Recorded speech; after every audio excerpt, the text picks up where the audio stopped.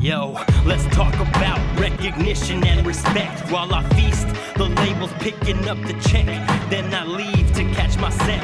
The audience never forgets when I'm on stage. There's serotonin drips with each phrase from my lips. Yo, thank you for tuning in to Season 2, Episode 1 of Recognition and Respect. I'm sure you've noticed we're in a different location. I've left the after party. And now I've joined the La Clica podcast network, recording right here in beautiful city of Huntington Park. And it's going to be a little bit different. We don't have the 1 hour time restraint. I'm not forced to do segments. So while I'm still going to keep the recognition and respect theme, try to cover people, places, things, whatever that I feel need to be highlighted, it's going to be a little bit more free. It's been a couple of weeks since I recorded my last episode, so Adventure Time is just going to be a real quick overview. I have a couple of weekly events that have been going down. You a Rocker at Novocaine, emo night basically. And Saturday and Sunday, I'm at Golden Road Brewery, the pub at Golden Road actually, in Glendale for brunch. So 11 a.m. to 3 p.m. So that's kind of been my weekly hustle, has been trying to make sure I do all those events and still be fresh and still be able to do everything else that I'm trying to dedicate my time to. A couple of festivals, a couple of different monthly events, trying to plan my birthday, all that. So it's definitely been wild. I've also became a regular at Subsuelo events.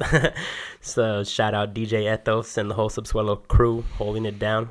And life's been fun. You're staying busy, man. I am. And that concludes Adventure Time. You hopped in right at the right time. So my guest today is my brother. Why don't you tell the people who you are and what you do? I'm Raul, also known as Rulis, SHNEAKY's brother. I don't know. Sometimes I'm your brother. Sometimes I'm your you're brother. My brother, yeah. But I'm a musician, play in band Midnight Motives. Also playing Orkest, playing your band too. Yeah, for sure. So, and when I'm not working on music, I do IT consulting. I'm a Microsoft specialist, so a lot of nerdy stuff, Office 365, Azure. So it's mostly Microsoft stuff, and that keeps me really busy. So it's fun. I enjoy what I do. For sure. You also do web design and photography. Yeah, and that's video, and you illustrate stuff here and there. So you're definitely a creative genius in my mind. Thank you, man. And that's probably just like that big brother thing, though. Me always looking up to you. I mean, maybe those are things I've always enjoyed doing with my time, and definitely passionate about them when I do them.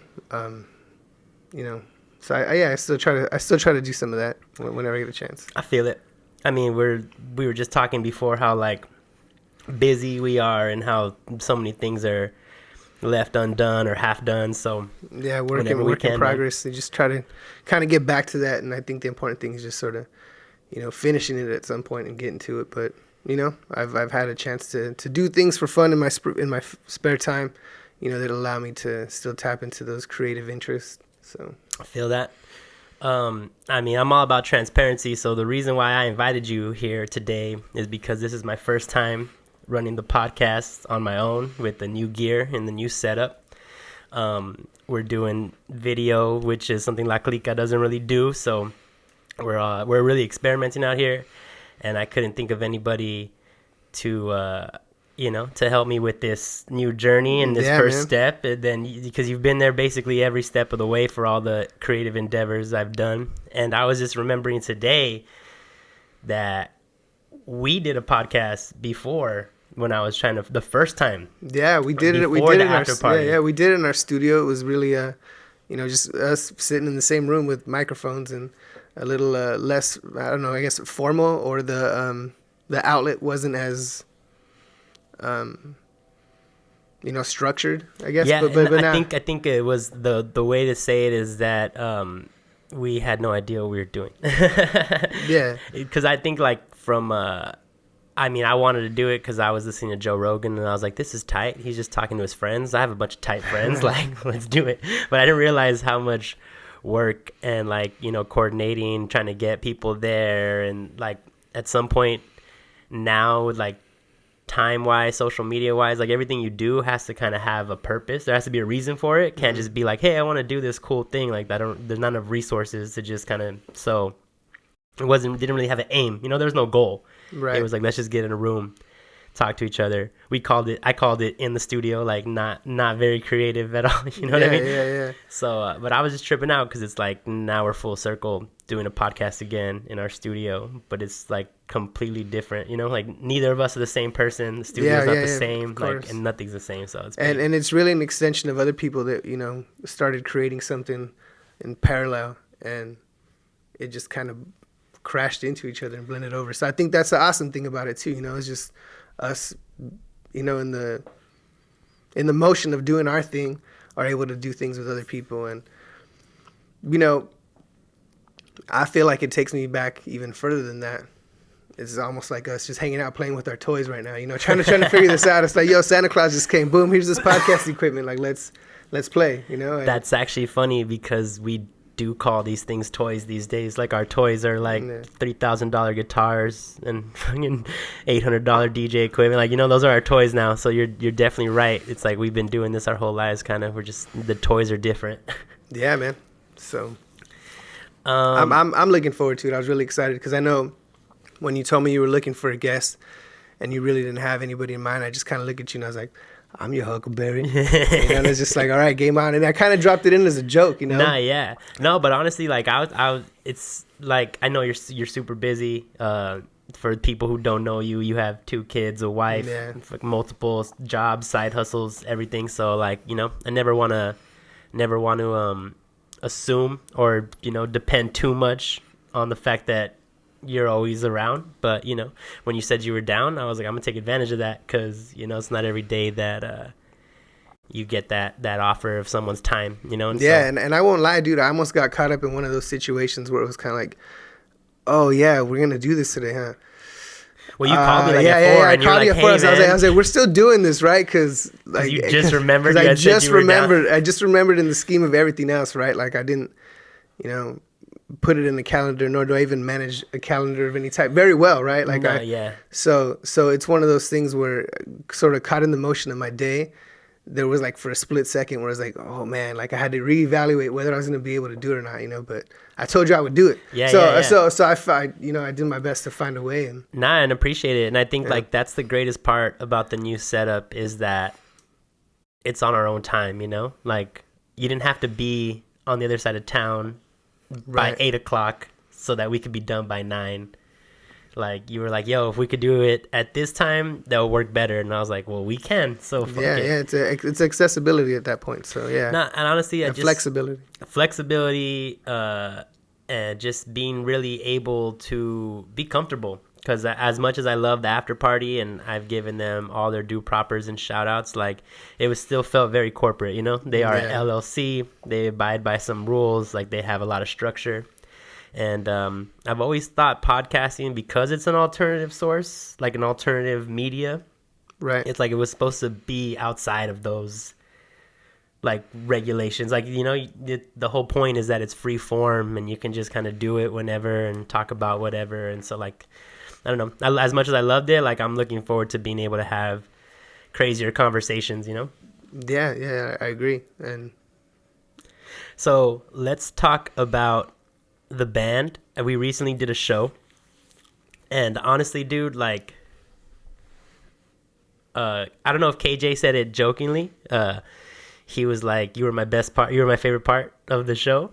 But I think like for me, my favorite part about performing is when I get to rock with you guys. And we hadn't done it in a while in front of people, and I feel like people were like, we had no one really there for us. So people were super responsive and digging it. And I've heard a lot of props. And so I'm just wondering here on air if, you know, maybe we can talk about doing another record or playing some more shows. And how do you feel about that? What's your take on SHNEAKY and the Midnight Modus? You know, I think we enjoyed a lot too. I know I do. It, you know, it kind of takes us back to where we even started as a band, and you know, it gives us a chance to do something different, but still like what we do, right? It just kind of showcases another aspect of our sound, and you're a hell of a front man, dude. Like, you have fun up there. I have fun, you know, playing up there with you, and like your energy's great.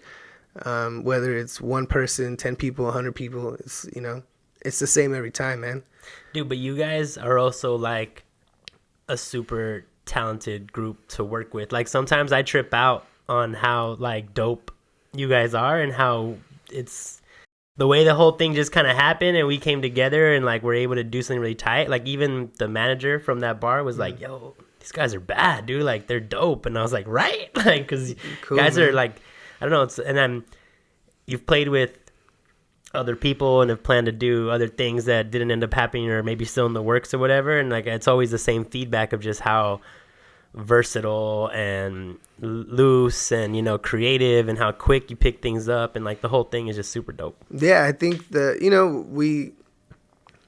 we all give and take, right? Like, it's nobody steering in any one direction, really pushing or pulling, maybe for an idea or a concept or a song or two, right? Like, there's, you know, somebody takes the lead, which is fine, but, you know, we're all willing to adapt and adjust and kind of do what's needed for the song in the moment, without, you know, feeling that we're not doing enough, or we need to do more, or someone needs to do less, right? Like, everybody just kind of, we're able to work that part out really fast, like really quick. You take the ego out of it, for sure. Like, everybody's like, hey, even if sometimes y'all give input on each other, like, you should do this or you should try that, and no one takes it personal or thinks that you're bagging on them.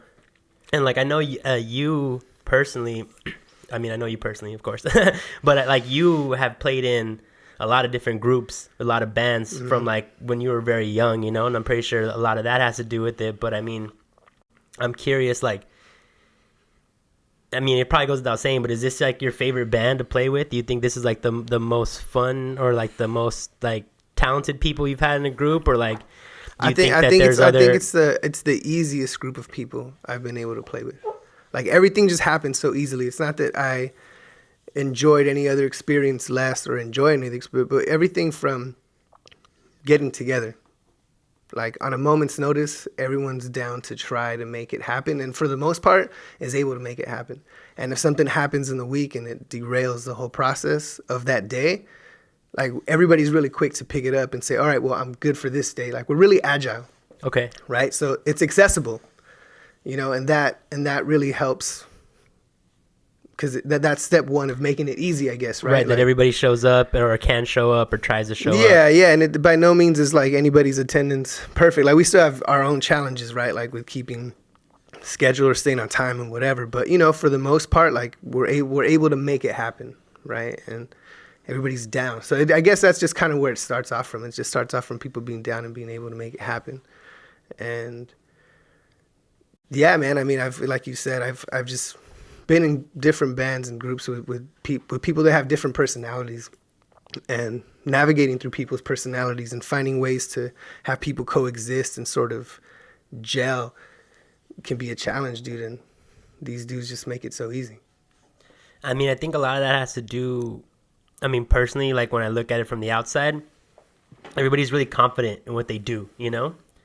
And I feel like that confidence, not only does that make them want to play, but it makes them more open to, like, to produce something dope, because they know they know like, when y'all get together, it's going to be tight. Like, everybody knows that you're going to have a good practice, you're going to have some fun, you're going to play some cool tunes. Like, it's there's no, like, it's not a drag. You know, because I've been in other bands, you've been in other bands where it's like, sometimes you're like, is so-and-so going to show up? Are they going to throw a fit? Like, are we actually going to practice? Or is everybody just going to get, like, fucked up and not do shit? So, like, everybody's, like, super, like, sure about themselves and what they bring to the table, and they want to show up and rock, you know? And they're really encouraging. You know, like, there's a lot. I mean, you joke around in a joking state, like, oh, you're fucking whack or whatever, like, knowing, like, straight up that it's a joke, right? But when it comes down to, like, you know, having real conversations and really directing whatever it is that we're doing and trying to figure things out, everybody's really positive. Everybody's really encouraging. It's very constructive.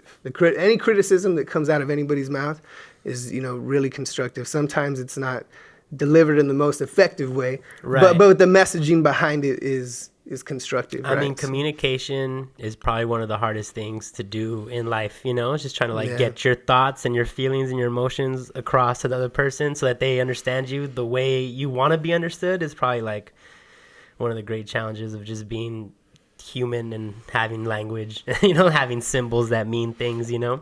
So the fact that like, it doesn't always come across cool, but if you can get the intentions. I'm curious, are y'all working on any new music? Because I know you put out an album a year and a half ago, 2 years ago now. How long ago has it been? And even that album took a long time to finish, you know, for a lot of different reasons. But I think... and it didn't really get, like, pushed. I feel like by the time it came out, y'all were kind of, like, tired of it. Like, it took so long, you were just, like, glad for it to be done. Yeah, but I feel like, you know, we still enjoy those songs. We still, you know, I mean, that's kind of our what our show's based off of right now whenever we play live. It's those things. But, you know, even regularly, you know, the guys are always saying, hey, like, let's do something new. So we do have a handful of things that are recorded in terms of like concepts and really structured demos too, man, to where at this point it's just a matter of for some of them to even you know, come up with vocals and lyrics and the song is done. So I think it's just a matter now of, you know, we learned what we had to learn creatively and developed. You know, specifically me, this is the first album that I've ever sang on, really. Was our first release. Yeah, this is the first band where you're a front man, you're the lead singer, you're the main writer. Yeah, as far as the lyrics, you know, Anthony writes a lot of the music, and he even has a lot of lyrical ideas and stuff too. So I think some of the new stuff that we're going to put out might even feature him on vocals as well, depending on, you know, again, where the songs go. But he has a lot of ideas that he brings. And that's going to be another opportunity to grow and like and change the sound, right, and have him, you know, develop who he is as a singer that I know he can be, and that he you know.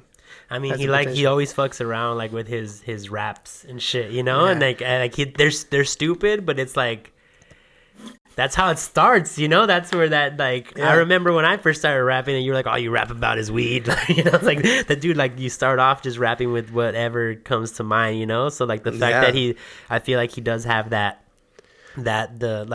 foundation is there, and he's like he's all about music. Like he listens to all kinds of music. Like he has like so many structures. And he understands it. He understands it. And he can, you know, come up with ideas. And he has, you know, he does the most with the least amount sometimes. And I think that's awesome, you know.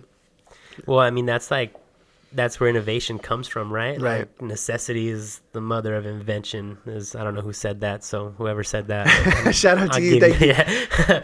But it's like, and it's almost like, I don't know, I feel like sometimes when you have everything, and I'm even personally, like maybe I'm a victim of this, when you have access to everything, it's almost like harder to start because you just have like, there's so many different ways. There's so many different methods, right? But if you don't have, if this is the only thing you could do, then you're gonna fucking rock the shit. You're gonna figure out everything that you can figure out. You know, you're gonna 10x that shit.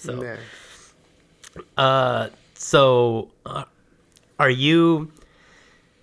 do you feel like, I guess like lately I've been having like, I don't want to say writer's block, but I just haven't been feeling like super inspired to write and shit, like my new music. It's like, it kind of feels like a drag, you know. And I'm wondering, like, have you been experiencing that, or do you? Not lately. I have though. I know what you're talking about. I think, you know, my roadblocks at the moment for music right now just kind of stem from other things, not so much that I'm struggling to. I'm just kind of having it's a different challenge. I'm just having a hard time finding the time, right, to even get into that mode, right? Mm-hmm. So, but I get where you're coming from. I've been in that place before. But describe it for me a little bit more. Well, I just feel like I have an urge to do something new. And I want to like reach out to people and say, hey, let's work on some stuff. But then like as soon as I think that, I just feel like, wow, like, but if I don't I don't want to waste these people's time, because I just feel like I don't even have the energy for it. Or like I don't even have like sometimes it's like I want to do it, But for like, if I really wanted to do it, I'd be doing it. So I guess I don't really want to do it. Does that make sense? And No, that makes sense. It's like I listen to, like, I like to distract myself with things. Like I listen to like hours and hours of podcasts. I'll randomly watch shit. Like, and I just feel like I could be using this time to work on a song. I could have a beat on right now. I could be practicing. I could be doing, and it's just like I'm not making those choices. And I got, yeah. And I know it's like half of it's discipline, but I also feel like there's just like the super strong motivation and push is not there right now. Yeah, and I think that's okay, man. And sometimes, you know, it just bums me out because I feel like I should be working more, you know? Like I'm doing this right now, could be doing other shit, but this is where I want to be right now, you know? Like so you're good then, man. You're good. I think that's the important thing, right? Is it's really easy to get into that mindset where you can beat yourself up over it.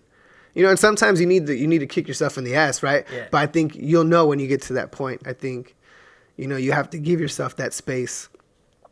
You have to give yourself that space to do other things, right? And then to sort of let that, you know, I don't know if you want to compare it to like pressure build up, you know, in a volcano or something, right? But like you have to allow that to materialize again and allow that drive, because sometimes, you know, if you keep going at the same speed, at the same rate, you know, you can burn out or you get jaded with this stuff, you know, and it's just, you kind of lose your way and then you don't care, right? You kind of don't want to come back to it. But if you give yourself that space to get hungry all over again, you know, I don't know. And I guess like I analogy to use. Nah, I mean, I feel that. Like I could definitely feel like the pressure's building up, and like all these little other things I do are like little ways to relieve like creative steam. But there's also this like, I just remember do you remember Johnny Wynn, the Asian cat from like dope ass rapper? Like I remember him, cool dude. Yeah. I remember him telling me one time like he doesn't want to be a rapper who just raps about rapping, you know? It's like too meta, like. And I just feel like everything on my mind right now that's like in the forefront of my consciousness, everything that I write is kind of like me doing work as someone in the entertainment industry. And it doesn't feel like it's not the shit that I used to, you know, it's like, it doesn't feel. Maybe it's not the content that you want to rap about. Maybe where you are in your life. Because I feel like, honestly, that's what I love about what you rap about. Is that, and again, maybe I'm biased because I know you. And I'm your little brother. But no, not even that. Like I feel like I'm in your circle. You know, I feel like I know what you're up to.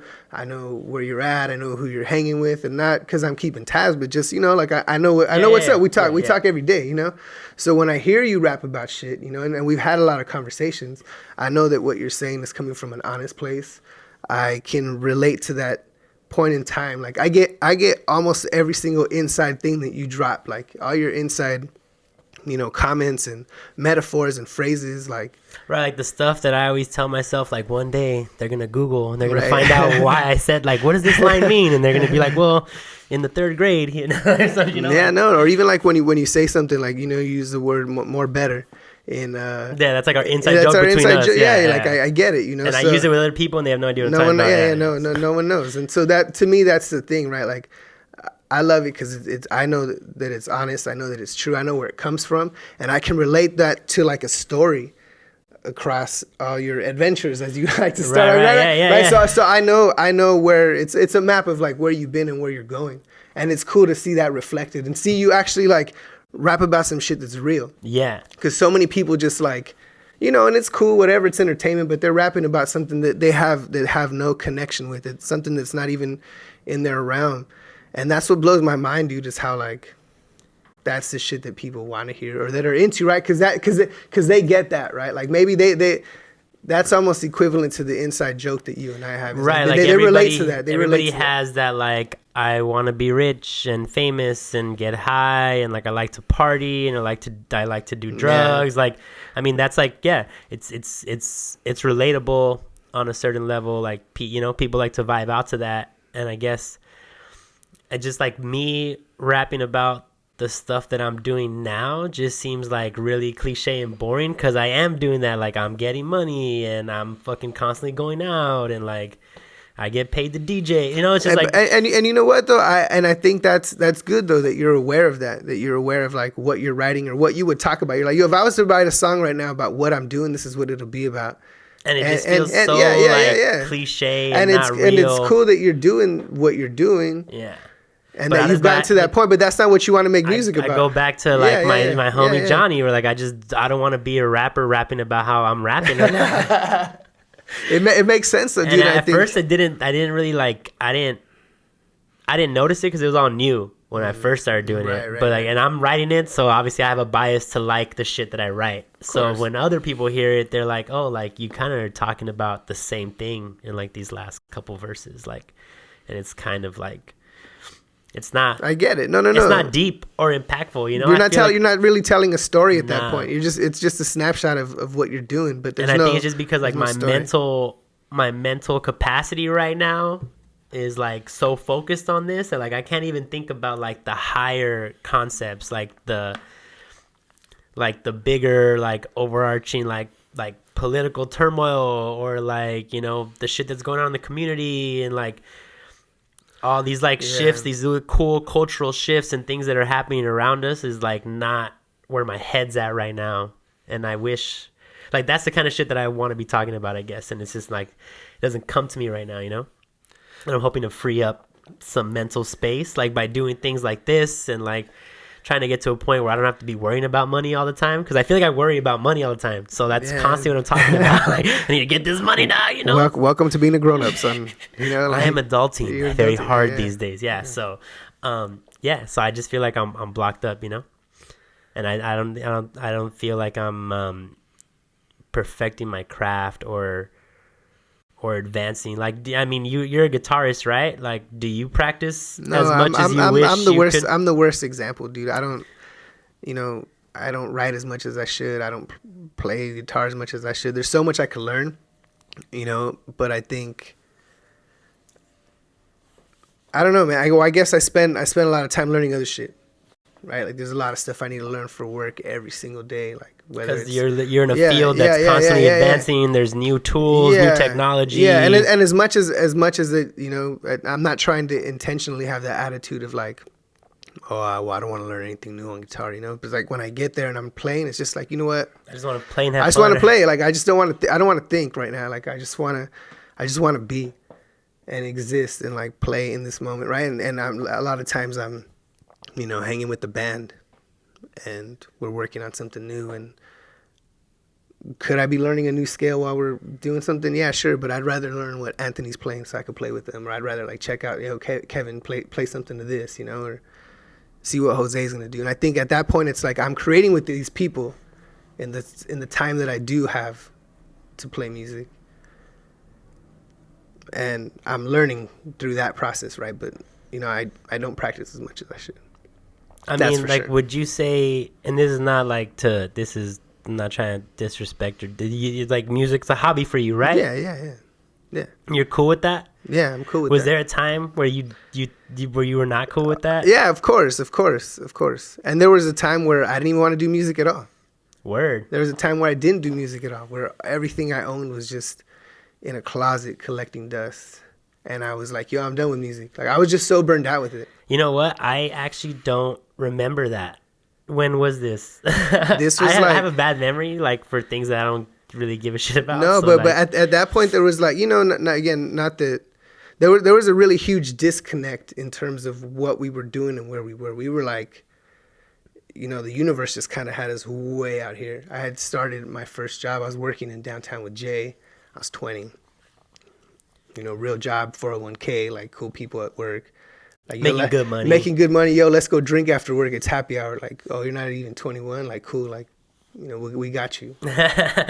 You know? So I was just doing something completely different. And at that point, my goals had shifted. Like, I'd stopped playing music. The people I was playing with, you know, we stopped playing. And I was just really burned out with the whole process and the way I was working with people and the direction it was going in. And it was like, all right, hey. Who were you playing with at that time? Remind me. Or, I mean, unless you don't want to, like, call out anybody. No. I don't. I mean, dude, I really don't care, man. I'm just saying it how I remember it, right? But no, it was under the radar. We had stopped playing, you know. We had done some stuff with Peter and was playing with Nathan and Richard. And a bunch of dudes you just named that had huge, as from what I remember, had huge issues, like as far as like whatever, yeah. It was like it got to the point where it was really dysfunctional, dude. Like toxic almost. Yeah. It's definitely on a lot of levels. And so for me, it was like it was almost like I gave myself a time for like, all right, if this is gonna happen, and this is gonna be what I do professionally or as a career, or if I'm gonna make it, you know, like it was gonna be in that moment of time, because I thought we had a really good sound. I thought we were, you know, doing stuff that was fresh, that was new, the energy was dope. It was, you know, I was having a blast. Everybody was having a good time. But and I think you were affirmed as well. Like, I mean, I was your little brother, but I thought the music was dope. And there was other people who were willing to invest in the band. They wanted to give like singing lessons and like pay for tour. We were part of, you know, we were part of there was some kind of a music scene, right? Like we were doing stuff with other bands, right? Like all those people like had either were in other bands or had connection to other bands. There was a local venue where like there was a wave, there was like a wave, like a movement, like, and we were all doing this, you know, and it was like somebody from that group was gonna go ahead and do something, and a lot of people did. A lot of people went on to play in other groups and tour and do stuff, you know, but that wasn't in the cards for us. And at that point, it was just like, all right, you know, the band just essentially fell apart, dude. Like, I don't know, I can't tell you when, who, where, what, why, but that band just, I mean, as it went through a lot of changes and just shifts throughout the course of its existence, right? And actually, now you remember it, I have a very strong like memory of not knowing when that shit just was not a thing anymore. Like it was a thing, and then it wasn't a thing, and then it wasn't, and it was like a huge progression, right? But it was hard to see it as you're navigating through all this stuff, right? And then looking back, if you were to actually check the receipts and ask people and take notes and do interviews, you'd probably find out like, oh yeah, we were going this fucking way forever. Like that shit was inevitable. Yeah, it just wasn't going to go anywhere, but you don't see it at the time, right? So, you know, and you're still young. You said 20, right? Like I was in my 20s, dude, like early 20s. Yeah. And so at some point I had the opportunity to work. Like I had the opportunity to go, like, hey, I have to get this corporate gig and see what this is about. And so I went all in, dude. Like I was there every day, stayed late, learned shit, had a really cool boss, went to go work another job similar to that, you know, the years afterwards. And at some point I just found myself like lost, almost like missing something. Like I'm just like, wait a minute, like why don't I feel like myself? And it was because I wasn't playing music. Like that's how much. Well, that shit was part of your life for so long. For so long, since I grew up. I remember you being in a band when you were like 13, 14. Yeah. And playing at church, like singing in choir, like, you know, all that stuff, dude. So for it to just suddenly be like zero, like there was just it was nowhere in what I was doing. And I would catch myself talking about like, yeah, I used to be in a band. Yeah, that's cool. Yeah. I would play shows, and I'd been there, and everything was so past tense. And it just like almost sort of felt like you were talking about someone else, huh? Yeah, it's just like, who am I talking about? Like, okay, cool, I used to do that. No one cares. Yeah, like no the one people cares. Here, like, okay, and do you still do it? Like, when's your next show? Like, yeah, like, oh, here's the CD I did. You know, I worked on this 5 years ago. And I mean, and it took me a while to like realize that I had to start doing it again. And so I did.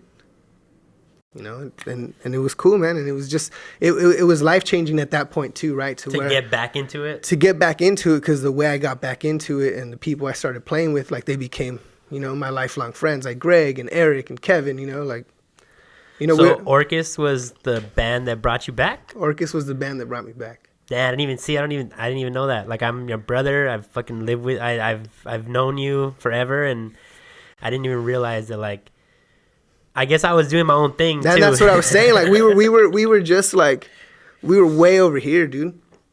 And I don't even know at what point. Well, I remember at what point we were at Damon's house for 4th of July, and I feel like the universe just fucking like collided us back into each other, dude. And ever since that point, there was like a different understanding and like a different connection, and like I feel like we kind of like.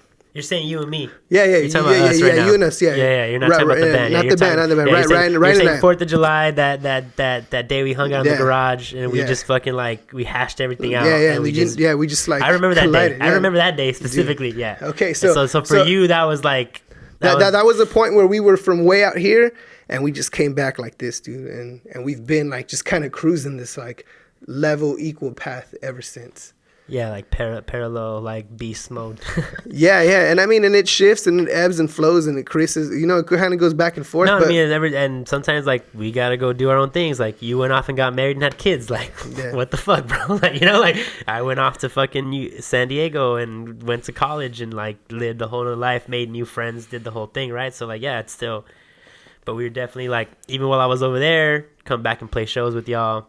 Yeah. But I get back to this Orkest thing, like.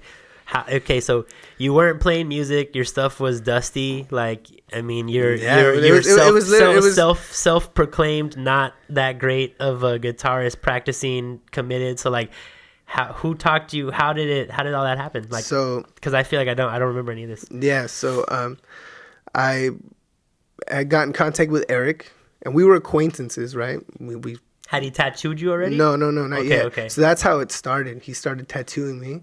And he was working out of his house at the time. That's how far back we go. Oh, yeah. So I remember his table, like the massage table. yeah.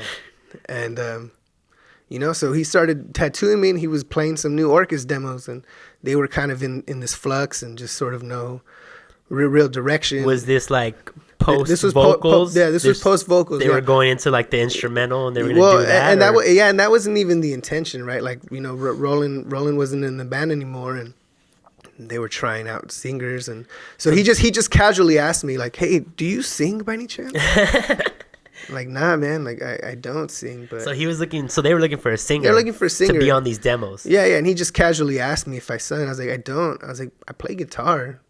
At least I used to, you know. Like 5 years ago. Yeah. I'm trying to get back into this. You know, I go, nah, man, but you know, let me. I don't even think I mentioned the whole guitar thing too much. Just like, yo, you know, just can I get a copy of this? Like, let me try some stuff out, see what I could do. And your screen went black, by the way. Oh, that's cool. Keep talking, I'll figure it out. Yeah, I'm actually gonna grab the bottle while we're at it too. Yeah, go get that. Stay on. All right, go for it. So he casually asked me, you know, if I sang, and I said no, but you know, let me get a copy of that, and I'll see what I could do. And so that was it, dude. I came home and I pulled the computer out. The computer had been all dusty. Even the computer was dusty. You or me? This is, I don't care. It doesn't matter. Well, I'm a little sick. I think that's me. All right. So the computer was dusty? Yeah, dude. Even Studio B was in shambles. There was a leak in the roof. The drywall was all down. There was like nothing there, dude. This place where we're at right now. Not this place. This is the other room. I wasn't even living here at the time, right? Well, you said Studio B. That's I meant Studio A. I'm sorry. Yeah, like. The shit was like, it was like moldy. It smelled like crap. Like it was like a storage unit. The drywall came out. Yeah. Yeah, so I had to pull the computer out, pull my guitar out. That's crazy. I remember that. Dude, I still had the Digio 1. Wow. The Digio 1 was in the little rack, the rack one? Yeah, like Pro Tools 5. Pro Tools 5. I think I went and bought a little M box with Pro Tools 7. And worked on it, yeah. So, and you bought that specifically, or maybe I had it already. I don't know, but anyways, that's like where the technology was. That's the time. That's the time period as far as technology. Well, I remember using that M box but you were already like kind of over it. So I'm wondering if it was like, whatever. But that's you were making money. You bought an M box. Yeah, I had I had the means. So yeah, that's how it started, man. I dropped the CD in there. Put the headphones on, wrote to some ideas, and I sent it back to him. I was like, hey, man, like, check this out. You know, you have another tattoo session. Listen to this. What do you think? He listened to it, and he's like, yo, you want to come jam with us? Yeah. I was like, tight. And so that's how it started, man. And you do remember, like, feeling like that thing that was missing? Like, did you notice that was it when you were, like, jamming out on those demos? Yeah. And it felt awesome to be able to do that. And you know, with people that I already respected musically, you know, like people that I admired and looked up to. Because you had seen them. I had seen them. Yeah, we had played shows together. Like we were acquainted through the music scene. I still remember like the blue guy. That's like my earliest memory of Orkest. John Cooley. Yeah. Interpretive dance. Yeah. So that's what it was, man. Damn. Excuse me. And so y'all jammed. And then, these were these the demos that would become which record, or was it already out, or was y'all just scrapped it and made new stuff, or how did that work out? No, we ended up. I mean, there was a few songs that were on there that were already really concrete and really solid ideas, but I think that became Millennia. That was the Millennia release that I started working with them. So a lot of those demos that I worked on at first went on to be on that record. That's dope. And like, when did they decide you were gonna be in the band? Like, how did that conversation happen? It was fun. It was an kind of awkward conversation, but it was because these dudes had been friends and like playing together for like a decade already. Well, and it's not even that. It was just funny how like the conversation went back and forth between me and Eric. I think it was even through text message, which was even funnier. It's like, hey, it's like man, more awkward. Like, you don't get the tone, like that communication thing we were talking about. Like, is he being sarcastic? No, but you could even like screenshot it, and it would look like a dialogue back and forth between a girl or something. He's just like, hey, so you've been jamming with us for a while now, and like we've been fucking. Yeah, like what is this? Are you doing this just for fun to pass the time, or are you really down? I was just like, yo, man, I just been waiting for you to ask me. Like, I'm in. Of course I'm in. Wow. Of course I'm in. So, and that was. And like at this point, y'all were already friends. Like, you think, like, would you say you and him were already friends at this point? No, we were friends. But that musical experience and creating together really brought us closer. That the jam sessions. Yeah. And going out to their studio and just driving places together. And just like, really kind of learning where we came from, and just we became friends through just talking while he was tattooing me and whatever, and those were cool conversations, and it was that's almost like bedside manners, like small talk almost. We still would have been cool because he's a cool dude, right? But obviously, like, we developed a really close. You feel like brothers now. Yeah. Through that whole process, right? So, right. And same with Greg, and even Kevin, obviously playing two bands with him, but even being able to bring Sabrina in, who was a childhood friend of ours, right, that we knew completely from a completely different lifetime, and then being cool with it because you vouched for her and shit. No, and obviously, she's a beast, but I mean, like, they didn't know that before you brought her up. They're like, what? Okay, like let's try it out. Yeah, and then fucking Kevin ended up living here, and so it turned into this whole other thing where because I started playing music again, it plugged in people that have just like made a huge impact in my life. Yeah, like music, not to sound cliche, but like music changed your life. Like it changed you, like you were able to get a whole new friend group and find people who, like, now you would, like, if you needed something, they would be some of the first people you would call to have your back and shit. So like, it's huge. Yeah, and the experiences and just everything about it, man. Well, I think like this whole thing is like, it's all full circle, man. I've been feeling that way lately. Like, the podcast is back in the studio, the band, like, we're gonna start rocking again. I can feel it. Like, me and Hosey Hook, like, have clicked back up, and that was like the first dude I ever made like hip hop with, and like was in my first band and shit. Trip out on this about Rick, and I don't know, I'm sure it maybe, I feel like it may have come up on another podcast or not, but Rick was the first person that I ever met back when I was in my band, like, and I was 13 years old. Beyond Solace? Yeah, when we were, even before that, when we were Broken. Was the name of the band. The band was called Broken before they were called Beyond Solace. Yes, I was in a band called Broken. Yes, I remember that for sure. Yeah. So Rick was friends with the other guys in my band. No, not sure about it. I see that on Facebook, that those are like mutual friends, or they're commenting, and I'm like, oh yeah, these fools. So like, so we even though I was just a little kid and didn't really know what was going on, and I wasn't holding anything down really in any kind of music scene. Like, I was on the outskirts of the music scene looking in, and I knew Rick, and I knew who he was, and he had his equipment, and he was recording bands in his garage. I went to his garage one time, and I didn't, You didn't know shit about recording. You didn't have your studio. I didn't know anything about that. But my path and his path crossed so long ago, and we've lived multiple lives by this point, and now, like, we're just crossing paths all over again back in Huntington Park. You know what I'm saying? So. No, yeah. It's a trip, dude. And honestly, like, see, I didn't even know that about Rick. I mean, I know he he mentioned that he knew people that I knew, like, on the podcast, but he was kind of being, like, vague about it. Yeah, I think he thought I knew who he was talking about, and I didn't until, like, later. So I think, like, that's kind of that's got to be trippy for you. So then, like, because now I'm trying to think of how we got back connected with like how did he reach out to you? So he reached out to Kevin to have Orkest on the podcast. Okay. And how did he know Kevin? Because he knew Eric and Orkest, and like he's known them for years. Like so he probably recorded them back in his garage back in the day. He was probably another local band that they were working with. Right. Like so it's like almost like a episode of Lost where you and Eric and KJ are like we're in the similar place but never met them. I never watched that show, but yeah. Right. Oh, actually, I lied. I've seen a couple episodes, so I get what you're talking about. There's like like Crash. Let's just say Crash then, because there are more people who've seen Crash. No, I've not seen it. Fucking Raul. Hey, I watch a lot of Sesame Street, and I watch dude, that's like now recently, in the last 4 years. But Lost got me. I mean, what's Crash though? Like, is that Crash was a movie where it's like it starts off with a car crash and like I saw that one. Every single character is somehow crosses with every other character, and it's like they were like, oh, you were in the they go back and they tell the story of all these different people. Right, and it's like the story of like this one day or whatever. Anyway, so y'all I seen that one. Yeah, for sure. I knew it. Dude, so that's actually even more trippy because then after you guys were on the pod, I got on their podcast, and then it's funny because when I was on their podcast, they had already met people that I knew. Mm-hmm. I think Rick is just that kind of dude. Like he's just like he's all about like going out and meeting people and being part of the scene and like trying to like take the photos and show up and like.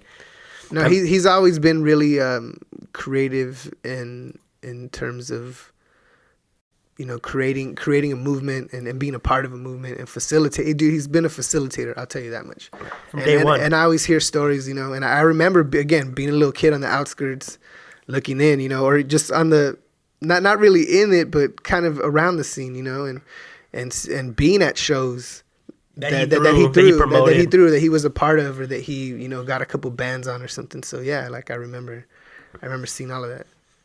Well, I just trip out how all this shit kind of worked out. I get to sometimes I feel like simulation theory, Yeah. Like at the same time that I was already thinking like I need to have an exit strategy for after party, like these fools started recording podcasts here. Yeah, even Anthony. Even the fact that Anthony, like, I would never think to give my podcast baby over to Anthony. Like, no offense, Anthony, I love you. You're fucking musical genius, but like, come on, bro. You know yourself. No, but honestly though, but he knows this shit. He learned it. No, he's super enthusiastic about it. That's the thing about him. As much as he's a joker and could be a jackass, like. When he's about something, that fool's about something, and he goes the distance, and he does shit right. So I'm not even that part doesn't even confuse me. I guess it surprised me though that they don't really know each other, but he saw, or maybe they do. But they do. No. But they do. Because Anthony's like an old school HP head, and he knew all those same fools from like the band and shit. That's kind of how you knew Anthony was from that band, right? Or how did you meet Anthony? I met Anthony at church youth group. No way. Yeah. Same Matthias? Same Matthias. Was he playing then too? No. He was into skateboarding. And him and Kande would always skateboard, Frank's brother. Yeah. I remember Kande. So, shout out to Germs. I met Germs at youth group also at church. How many people did you meet at youth group that you still kick it with? Or that you still know and keep in contact with? I still keep in contact with a lot of people, man. Because there's a lot of good people. A lot of good, really dope people that I met there that changed my life too, So, and that's kind of where it all started. The whole, again, a lot of people's musical journey starts off at church. Well, you met a lot of the first people in your band were the youth group in church. Yeah. So, it's just trip how it all started there, right? But so going back to Anthony, like that's where he and I met, and so we were acquainted there. And again, like the universe, like I'm telling you, like he went over here, I went over there, and then like boom, we collided again, and then we kind of went about our own ways, and then it's just like this. When someone gets brought back around to you that many times, you're just like, yo, all right, we're gonna stick together. I gotta hold on to you right here, because why not? Why not? I mean, I wonder how much of that is like. Because it's almost like you're drawn to them, right? How much of that is like fate and destiny, or how much of it is like vibrations and like, just like time, everything's timing, right? Like everything happened the way it was supposed to happen. That's all woo woo and shit, but it's like all the way everything timed out, right? Like even me asking you to hit him up and you being like, wait, what? Yeah, I mean, and again, like we just bumped into each other casually throughout the course of these different years, right? To where I think it was your idea to play music with him, right? So, yeah, no, and it's because I randomly bumped into him like a couple of times where like... And I had been in the band with... And I had he been knew who I was, and I don't even remember him because like I don't remember shit, like selective as fuck, you know? And I had been in a short-lived band with him once already before that. So, you know, we were more than just acquainted, right? Right. Because at some point you were like, we're going to do this, or you thought it was going to happen, right?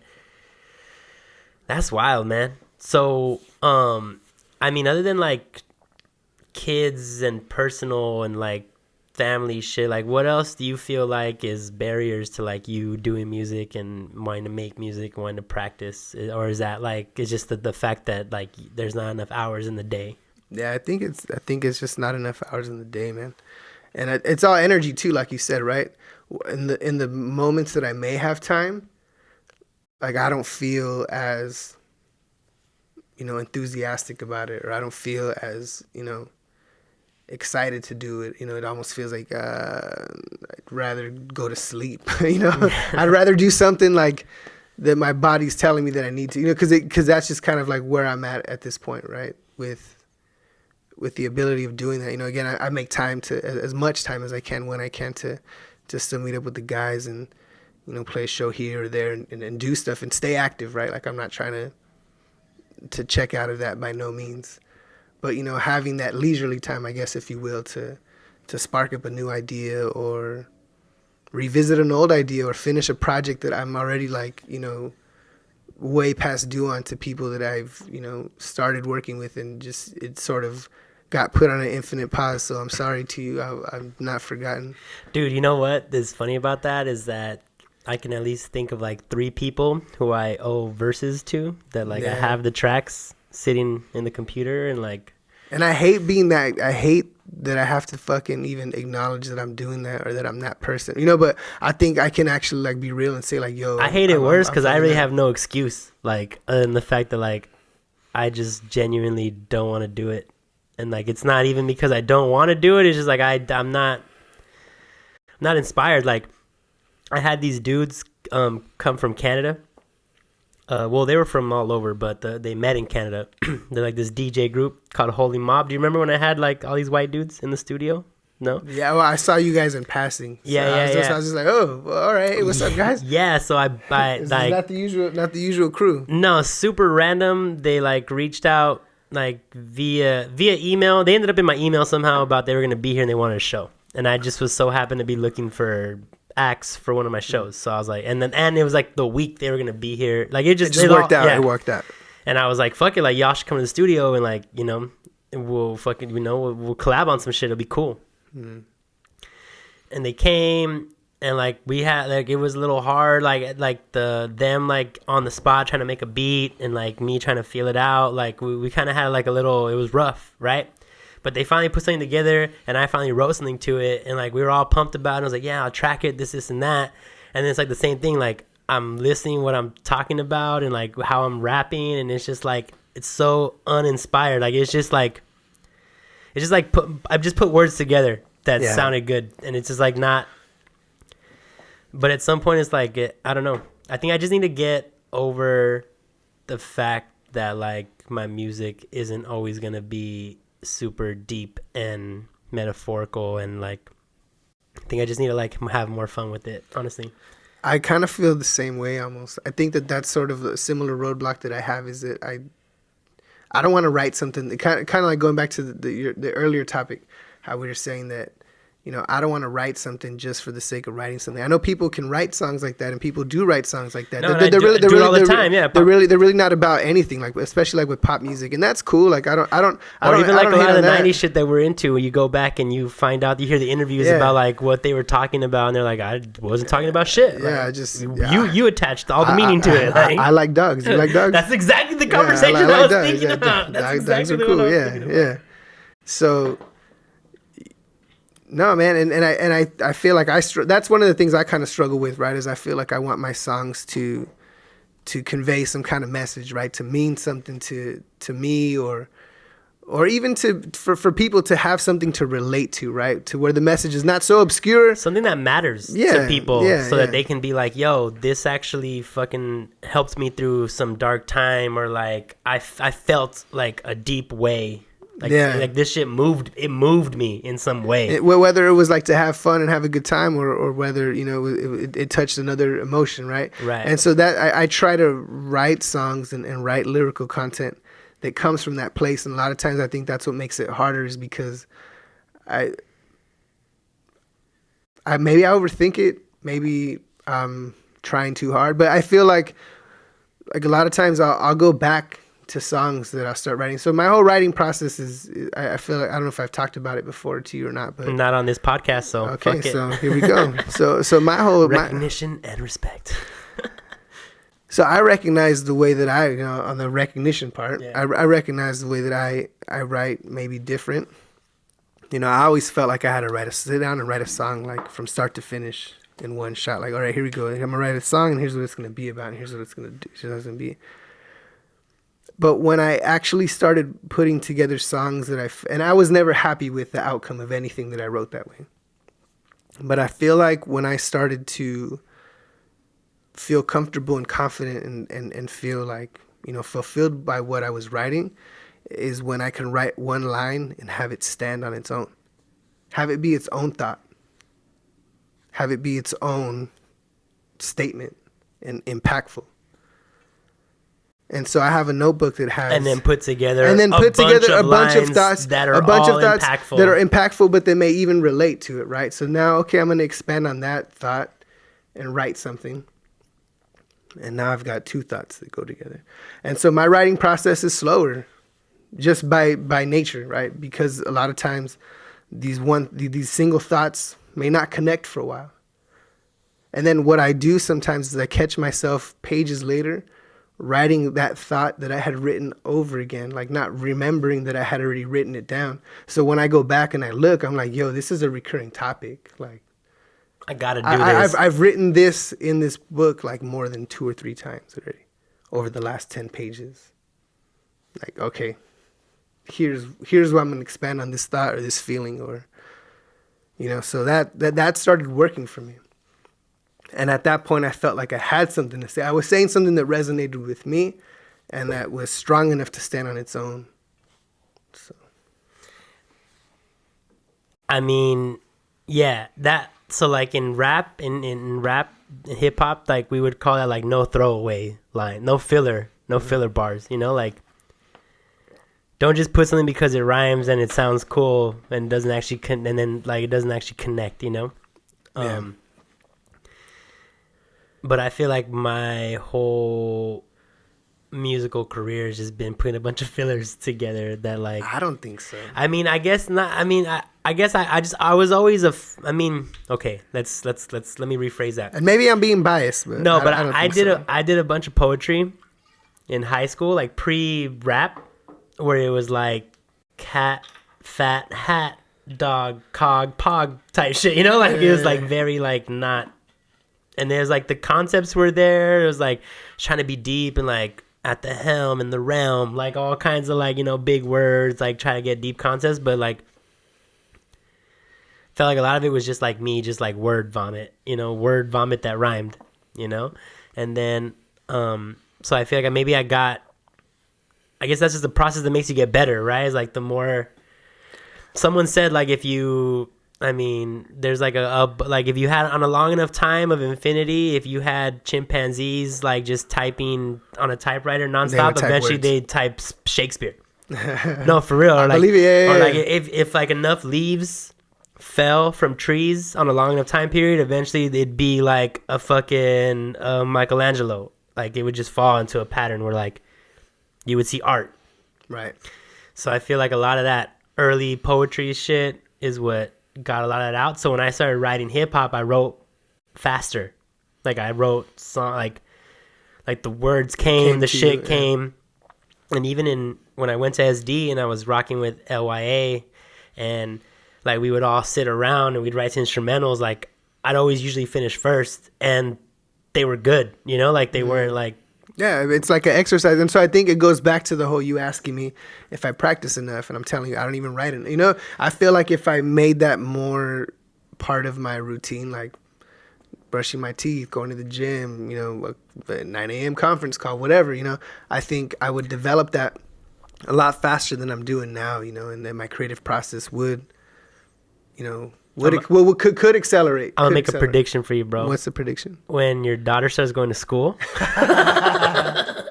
you're gonna start writing more, bro, because you're gonna have like that little extra hour or two in the day to like that you don't have to like change diapers and fucking make the bottle, you know. Maybe I could wind my watch and get an extra hour somehow. I don't know. I'll find a way. It's crazy, though. But then I guess like the reason why I brought that up though is that like lately, like because in San Diego, I felt like I was. LYA, a lot of exceptional lyricists for sure, like K Philosophy. Yeah, I know. I heard those dudes. They're really good. No, yeah, and like, but like a lot of that, like they were doing more battle rap stuff, which is still an art form in itself. But like when it came to like songwriting and shit, I had like the edge, you know. But now that I'm working with Face and Barlow's, they have like the songwriting shit. Like they have a super edge on like how to put good songs together that like. No filler bars, like even if they sound tight, like you have to be saying something, you know, or even like concepts on how to rhyme and where to give beats space and all this like shit that I'd like never really thought about. Like maybe I was doing it by accident, unintentionally, and it sounded cool, but never really like. Or you could have been doing it better. Right. So now I feel like ever since I started working with these dudes, I feel like I'm more critical of myself.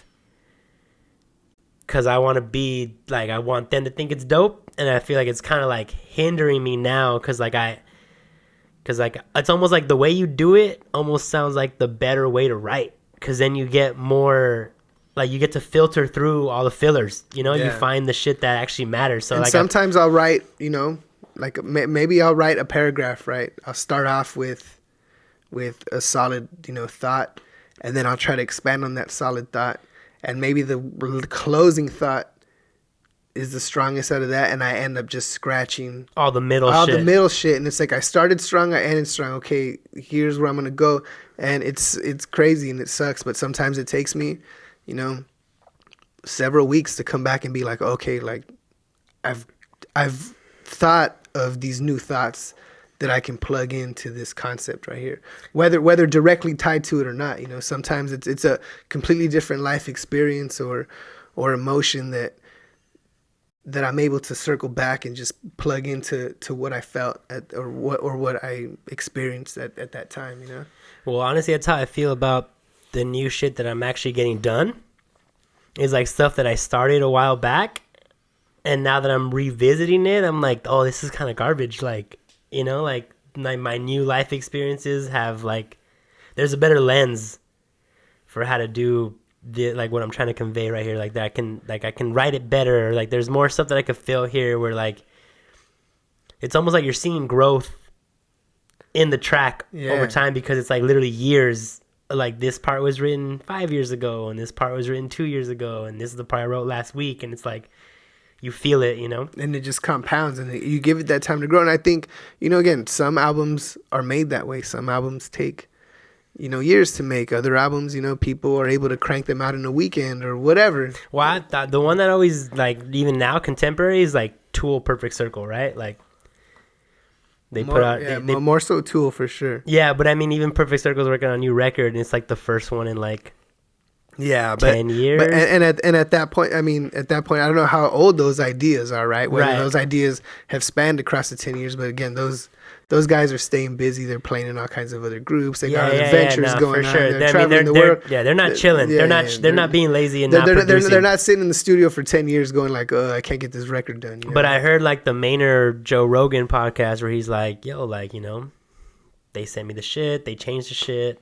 I write some shit. They change it. I change it. Like it's like this back and forth. Like it's almost like an exercise in like letting yourself grow and be better. Mm-hmm. So that like, but it's like at some point, And we've had this conversation, like, at some point you could always be better, right? You have to know when to, like, end it, close it, you have finish it. You have to find a good spot to say, okay, I've captured what we're doing in this moment in time. And that's it. Like, this is a snapshot of what we're doing. Like, yeah, maybe a year from now we could play that song better. Or when we do it live, we'll figure out that we wanted to change this and we would have done this better. But to me, that's what makes it different. And that's what gives you the opportunity to improvise or change it or do it differently when you play it live. Or well, it's like all my old shit, I perform it way better now. Like, sometimes I feel like I would have, if I would have recorded it now, like, and sat on it, like, it would have been even more fire, right? But that's how I feel about our album, the Midnight Motives Visions. That's how I feel about it. I learned how to sing on that album. Like, you literally, developed the voice on that album. So it's like, now you've been doing it for a while, where it's like it's better now than it was then, for sure. To where the first song that we actually started recording on that album was the last song the last song I finished on that album, because I went back and redid it, because by the time I went through each song, like, I learned a different technique, and shout out to Damon Real for guiding me through that process and, like, really helping me out, and again, that's another person that I feel is, like, super inspirational, and, like, another person that music helped connect me to, that now my bond is just even stronger with. And even then, another dude who was, like, around in similar circles in, like, similar areas where we were at when we were, like, young, and, like, crossing paths at 15. Didn't really, like, know them as anybody else. Is like, oh, that's my cousin's friend. And then just regrouping, years later on our own terms, right? So honestly, I don't know if I've ever said this on a podcast. I mean, I'm pretty sure I've had, like, I've done a couple at this point, or, like, at least in some kind of capacity. You mentioned it, But, like, if it wasn't for that dude, I don't think I'd be doing music, like, the way, on the level that I'm doing it right now. Just because I feel like he's the one that was, like, an example of someone who I knew from our neighborhood, kind of like Southeast LA, who was able to get to a point where, like, he feeds his kids off of music, like, and that having someone like that close to you that you actually, like, know, and you can, like, you can touch them. Tangible. You can touch them. You give them props. Like, they come out on your records, and, like, they're Grammy winning fucking artists. They show you the same support, and like, it's just like, okay, so this is possible, And I don't think if it was, like, I don't think SHNEAKY would be fucking, I don't think I'd be doing what I'd be doing right now if I hadn't met that dude. And, like, I mean, that's, I haven't even talked to that fool in forever. And I know if I was just, like, to hit him up and call him, and he had the moment, he would pick up and fucking try to chat. hey, let's test your phone call thing right here on this. All right, we're playing with toys right now. Oh, what time is it, though? He's awake. Yeah, but is he working? Nah, I'm gonna text that for you. Damon, we're gonna find you right now. Let me see. Oh, well, you're okay. I'm recording with my phone. I'm gonna text that fool right now. I think Rick put that thing away. Hold on. Let me see. I know he was up early. He was at the gym this morning. He texted me. So, man, that's the thing with him, dude. Like, he's one of those people that I make an effort to stay in contact with, and he does the same. Like, he reciprocates, man. That's what it is. He reciprocates that energy, and he knows that.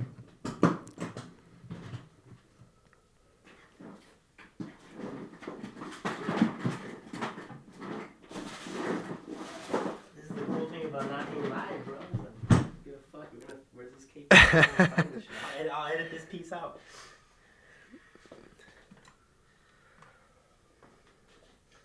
Nah, I don't know where this will put it. All right. Well, I sent him a text. If he hits me back, we'll figure it out. If not,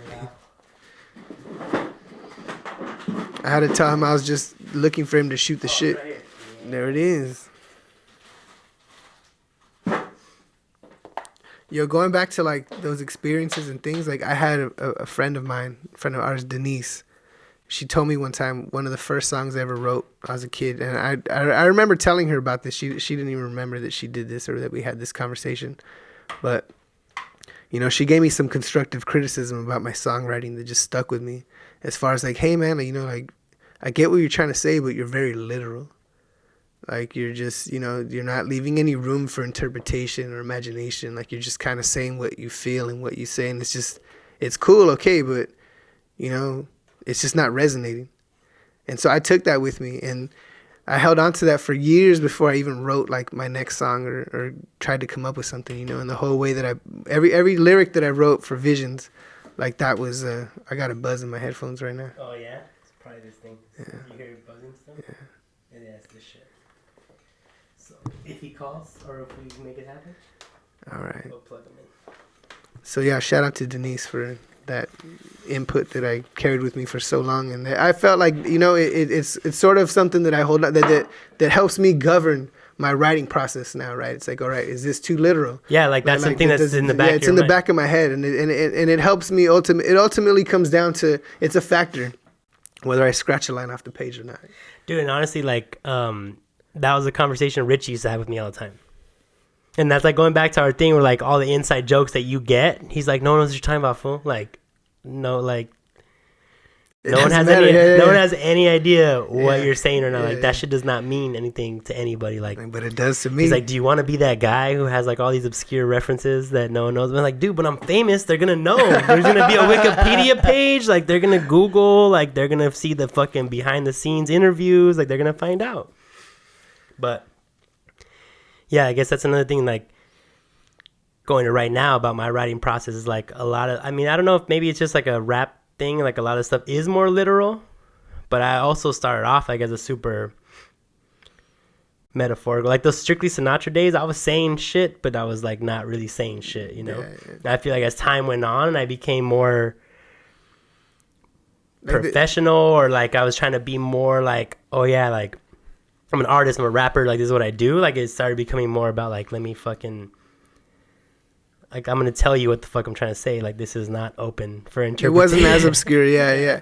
But I think, you know, a lot, I mean, I feel like most songs are, or most songs can be, right? Like, it just depends on. Well, even the shit that I say is super literal, or I'm, like, mentioning exact things, people fucking interpret it however they want. Yeah. It's because of how you deliver it. So. But I guess there's, like, a balance where, like,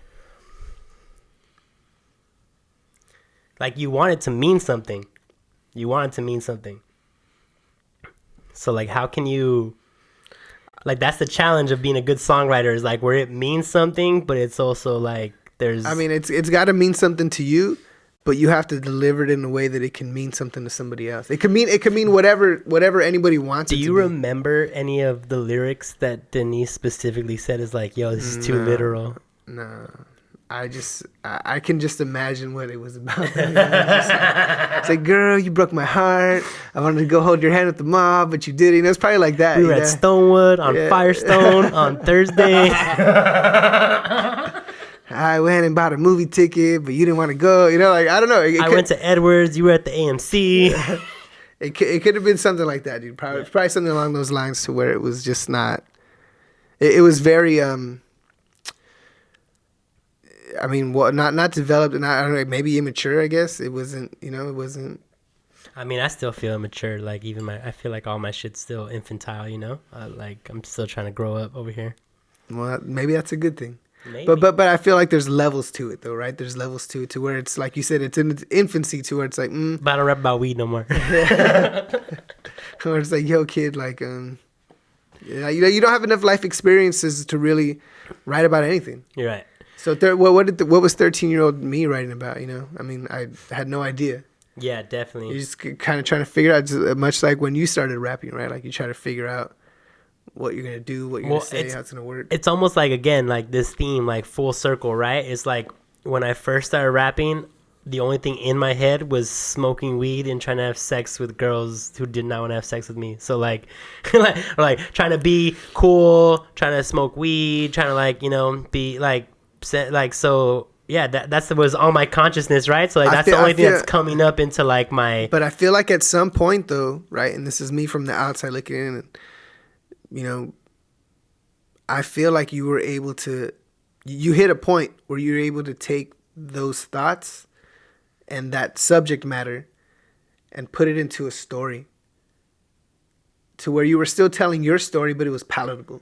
You know what I mean? To where people who maybe weren't not into that or about that could be like, oh, okay, cool. Like, I get what he's saying, you know, like, oh, damn, like, that's a love song, you know, like it's a love song, you know, like he's talking about some real shit, like this kid felt something, you know. I feel like you get to that point where you know it's all little kid shit, but you find the right way to tell the story or to deliver that message, and then people listen. Like people can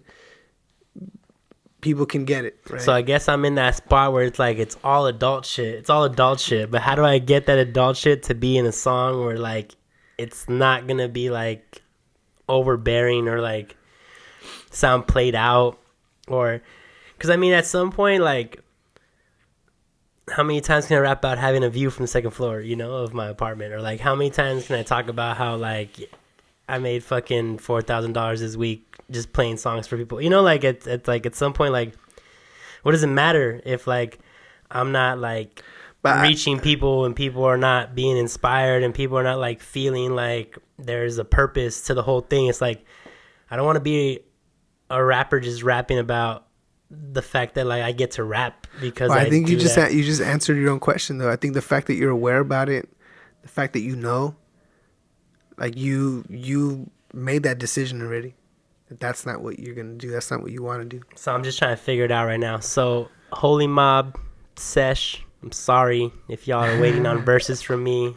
Monster Mashup Clan, we're gonna do some fire shit, but I just gotta gotta find my new voice, you know. I feel like we have a recurring theme here right now tonight. We're apologizing to people for being laggers. I'm sorry. Right. How about we talk about a bigger laggard? No, I'm just kidding. No, actually, I was thinking about this for a minute because we're talking about being busy and not being able to have time to get to shit. And Orkest and like the leader of that band, like the main creative force behind that band, is also super busy and has 1,000,001 things going on. So like, is there a new Orkest project? Have y'all, I don't even remember the last time y'all practiced. Like it's been a while, and again, that's another one of those things where we've got different members involved, and everybody's got different, you know, we're all at different stages in our life with what we've got going on from the day to day, but we're in communication, man. Like we may be on a... Well, I know, because I know every time I talk to him, when he tats me or in passing, he's like, I'm writing all kinds of shit. I got thousands of content. And that's the thing. Like this dude stays writing. Like he stays coming up with shit. He's the opposite of us when it comes to that, right? Like he's always creating. He's always like, oh, I learned this new thing, or I bought this new equipment. You know, like he nerds out on this shit. You know, and I feel like it goes back to that whole pressure thing, like that volcano analogy I used earlier, right? Like he's collecting all these ideas, and we talked, and you know, I think the biggest thing for us right now is trying to find a way of working that works for us, right?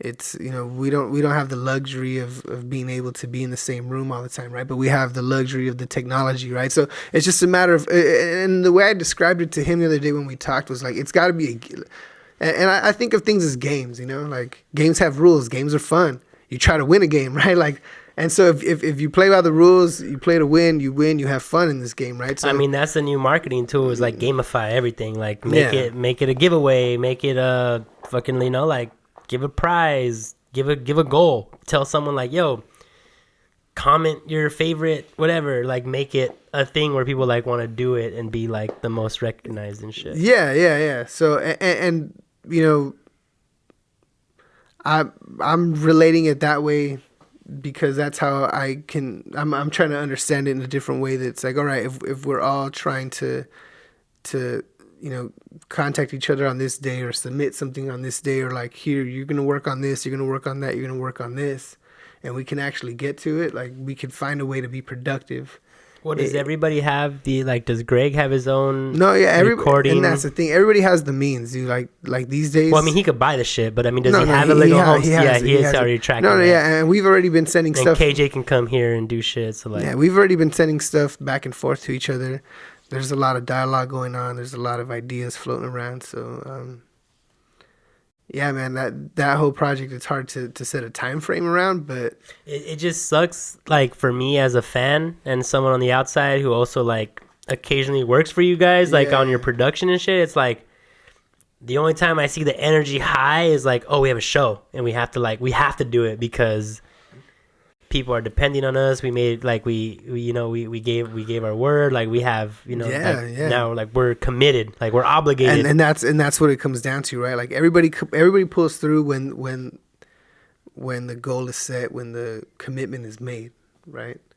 So I think that's just the sort of next path. The silver lining is like finding a way to be obligated and committed and find something else to be held accountable to. And in a way that we can succeed, right? Because there's also the opposite of that, where you can go ahead and set goals and commitments and just fall through. And like have a shitty show or not, put out a crappy work, put out a crappy project or whatever. Or just not follow up or follow through. Again, I guess the theme for today is following up and following through, right? Like, and if no one's and it's kind of demoralizing, dude. Like when people stop following through, and when people aren't, it makes it easier to be like, well, no, you didn't come through, so why am I gonna come through? Well, no one's gonna do it today, so I'm not gonna do it, right? So I think that just goes back to everything, right? Like the accountability and pushing each other to know that, like, hey, we're gonna do this, and this is how it's gonna work, right?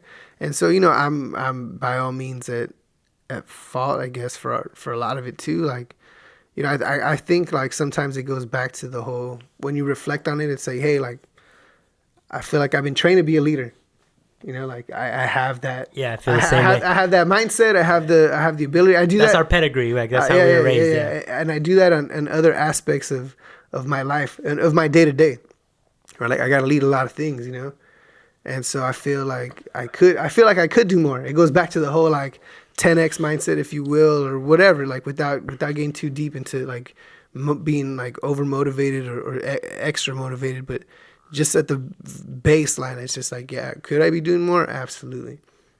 So, but I guess like, I mean, I totally agree with what you're saying, but as your brother and someone who knows you personally, like, you have a lot on your plate, dude. Of course. So like, and that's not that it's an excuse. I'm not trying to give you an out, but I'm saying like if I also don't beat myself up before. Yeah, that's what I'm saying. Like if there's someone who can say like, hey, I'm not doing it right now, but there's a good reason for it.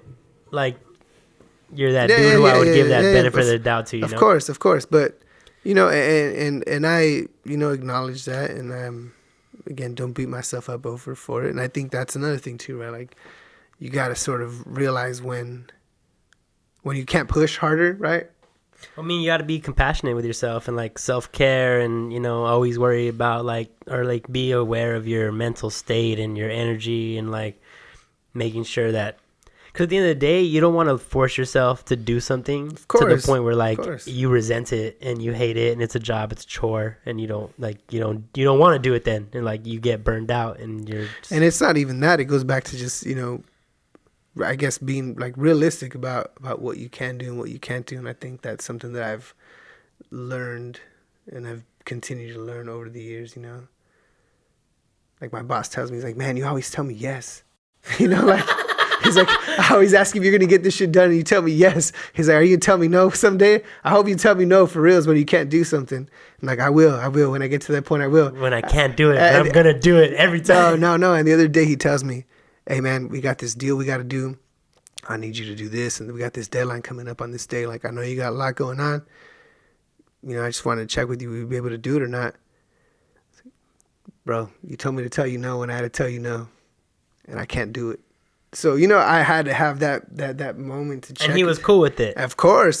And he and I could see it. We're on the phone, right? But I could see, you could feel him smiling. I could feel him smiling. This motherfucker. I could feel him say yes. Like, he's like, I shouldn't have said that shit. No. And he told me, he's like, good man, I was thinking the same thing, but I just wanted to make sure that I ran it by you. I didn't want to make that call for you. Like, I wanted you to tell me. No, I mean, if he's like, yo, this is something that this fool needs to say no on, and if you would have said yes, he probably would have checked you and been like, yo, man, like, I know you can't do it. Like, I know you don't have the bandwidth right now. Yeah, exactly. But so I think that's another thing that I've learned and I have to, remind myself daily, is to tell people no, and not because I don't want to help them, and not because on the contrary, it's the exact opposite. It's because I want to help you and I want to do right by you that I have to tell you, no, I can't do this, because if not, I'm going to fuck you up. Yeah, because then you're going to depend on me and I'm going to let you down, and it's going to be worse. Yeah, and sorry to all of you who, again, I told you yes, right. I'm going to get that shit done. Let's switch gears, because La Clica is all about, like, music and shit, but I told Rick when I came on, like, I was going to be all over the place. One thing that you do execute and you're always handling is your IT shit. And you nerd out about it. Like, as much as you fell into that job, like you enjoy it, you're good at it. So like what, and I mean, okay, so just background, right? You write blogs on IT stuff for you. Yeah. From time to time, you've done it. I do some technical blogs. You did some voiceover shit for like these these video things, right? No, I like fully produced these training videos. Yeah, like you screen captured. I screen captured an entire training. I wrote a script, dialogue. So I kind of want to like use the next. You good on time? Like we've been going for a little over an hour, but I kind of want to use the next. I'm good. All right, I kind of want to use the next 20, 30 minutes to just talk about like technology and IT and security and just kind of like, I mean, this is actually in a weird way, like pop culture wise, like some like just very mainstream privacy. Like the whole Facebook social media shit, like protecting your data. Like you've had people fucking like hold data hostage. Yeah, like, ransomware. Yeah, ransomware. So I feel like, you know, and again, this is your field professionally. You're on the cutting edge. So like security wise, like a Mac just announced.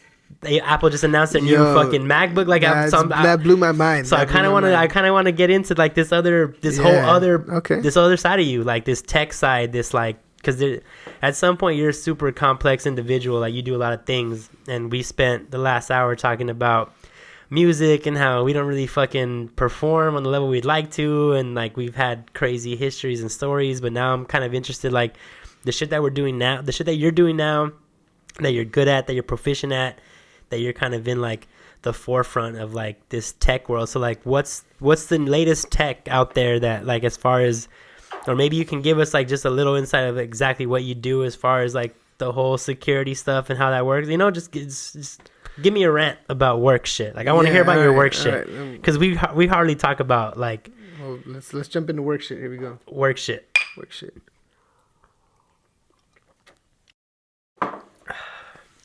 So I specialize in a lot of Microsoft technologies, and that goes everywhere from email to web servers. Is Microsoft a monopoly? Do they have like... I mean, I would say so, bro. They have data centers underwater. Wait, what? Yeah. So blow your mind right here. So Microsoft... I need to get a bell like I had at the after party. Well, the dudes from La Clique have been using Kevin's cowbell over there. There's a drumstick somewhere. Yeah, so Microsoft is more than just a technology company. Like they're literally a security company. They've got a fencing division. So now these guys build data centers all around the world, right? So you're talking about like server farms and like entire warehouses just dedicated acres and acres of land to where some of these data centers are powered by like water from a nearby stream or river, like in Washington somewhere. Like these guys. So naturally it's like, well, we're Microsoft. We got millions of dollars. Like, why are we gonna go hire a fence company?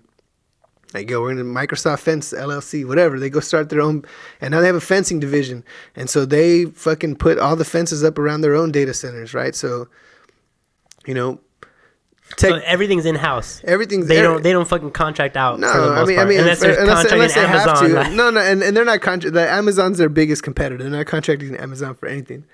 So Amazon's trying to do what Microsoft is doing, kind of. Yeah, and they're constantly trying to outdo each other with different things. Because again, Amazon started off as like an online bookseller, and now they run data centers too, and they have products that compete with Microsoft, right? So you think about the internet, and it's literally connectivity. Like it's literally wires running from point A to point B to connect everybody. And that's where you get your Wi-Fi from, right? Like Wi-Fi. Yeah, Wi-Fi has a router that's actually plugged into something. It doesn't Wi-Fi just relies come on out cables. of the sky. Yeah. For all of you who did not know, the cloud is not literally a cloud. It's a bunch of data. It's like a kite. It's a bunch of data centers connected with cables, you know? So these fools have to run cables from continent to continent underwater, dude. And they use buoys and shit. So these fools are like, yo, we have a submarine division. Like, we're going to go ahead and... Microsoft has a submarine division? Yeah. These fools have their own submarines. And maybe it's not like a fleet of submarines to go to war, but like a one person. But they probably have several subs, bro. you know, and so they literally have been experimenting with putting data centers in the water. So they have like some kind of waterproof enclosed casing that sits under this buoy, and they can fucking drop to like, so now. Well, I wonder, because like one of the things with servers, at least from my understanding, is like heat, right? Cooling, right? Yeah. So now if you have you're like underwater, water, you have like an unlimited resource of cold. Fucking, yeah. And then again, from a security standpoint, right? Like if you're on land, fools need to get to a fence and cut the fence and jump a fence and get into like your building, right? I mean, if you're underwater, if you're motherfuckers, water, like you need a submarine. submarine. Like who's gonna get down there? You know, like so it's gonna be hard. So that's not something that's like, you know, again, I don't know how fast they move on this shit so fast. That's another thing about technology, right? The technology just moves so fast. Well, that's the thing you mentioned, right? Is like you're constantly learning new things. You have to, because it's always changing. Yeah, if I'm trying it's almost changing as much as the music business is, like every day, right? I don't know about that. I'm not in the music business every day. But well, remember, like they wouldn't sell you books because they're like, this book is gonna be irrelevant in 5 years. No. I mean, dude, like things that I've learned, I've taken tests. And the shit changes like 6 months later. Like the way that I learned to do it for that test is not the latest way to do it anymore. Like there's a better way to do it. There's a new way to do it. There's something new that replaced what I just learned how to do. So it's crazy. Like, I work in this stuff day in and day out, but there's sometimes that I may not go to like a certain web page in a portal that I'm working in. And I go back in there like, you know, maybe 3-4 weeks later. Say, oh fuck, there's new options, there's new buttons. They updated the software. There's a new fucking operating system. Yeah. What does this do? Like, all right, and I have to learn that, right? So that, and I think that's what I really enjoy about what I do, is that I have to learn something new every day. So like mentally, you're constantly stimulated all day long. You never get bored of your job. There's always something new. Always something new to learn. Always something to troubleshoot and figure out. I think problem solving is another thing. Like, I work with different people in different organizations, different personality types. They have different needs. They have different structures. They're using different technology. But it's all Microsoft, though, for the most part. All the parts that I'm touching, for the most part, are Microsoft, but sometimes the Microsoft product is interacting with a different kind of product in the back end. You know, like, so you got to make sure those things are communicating. So I have to make sure those things can work, and I have to take things into consideration too. Like when I'm planning a project, it's like, all right, I have to gather a bunch of information and figure out what you're doing and what you really need and how this works with this, so that when I start making changes over here, I don't fuck your shit up over there, right? Like you have to kind of like sort of work through all these things, man. So the whole problem solving aspect is something else that I've always liked about doing IT, right? And when I got started, it was really like, oh, hey, I can't print. Oh, fuck, how do I fix this printer? I had to learn how to fix printers, you know? Hey, my Outlook's not working. Okay, well, how do I fix that? Or, you know, I can't get onto the internet. Okay, I started doing that. And then now it just got to this bigger scale where it's just like, hey, my company's trying to, you know, we've got 500 employees, and we're trying to figure out how to do this security feature and how to create policies and procedures to govern what we do day to day. And to meet these regulations, almost like create a manual or rule book for their employees to make sure they're not getting phishing or they're not getting scammed. And a lot of it. I mean, and on this level now, the technology's gotten easier. The harder part is now the human portion of it, and really understanding what it is and really helping you as a business understand what you need to do and how these things, these tools, this product that Microsoft has created, what things I need to turn on and how to set them up to do what you need to do. And then how do you use them to make your job more efficient and effective? And how is it going to impact the day-to-day of your operations, of your employees, right? Like what's their user experience? What's the experience going to be like? So you have to take into consideration all this kind of stuff. So, you know, I really like it, dude. It's complex problem solving, and I get to use just about everything that I've learned, dude. Like my writing skills come into play. You know, everything I learned how to write in school. You're sending emails. You're fucking and sounding super intelligent.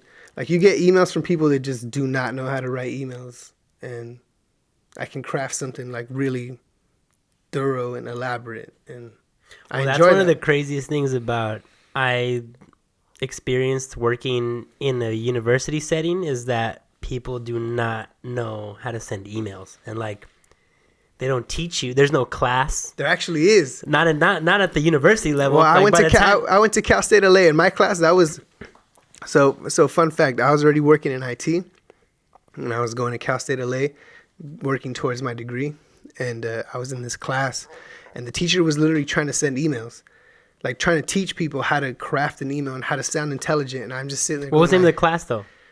It was a business class. So maybe like in the business major, maybe, right? Because it was part of the School of Business. Also, Cal State compared to UC, like just on a super general level. So anybody with a Cal State education, like your shit's valid. I'm not trying to devalue your education, but Cal State's more about teaching hands-on, like professionals in the field. And again, UC, I'm not devaluing your education, but UC is more about research and like lab and trying to like publish, right?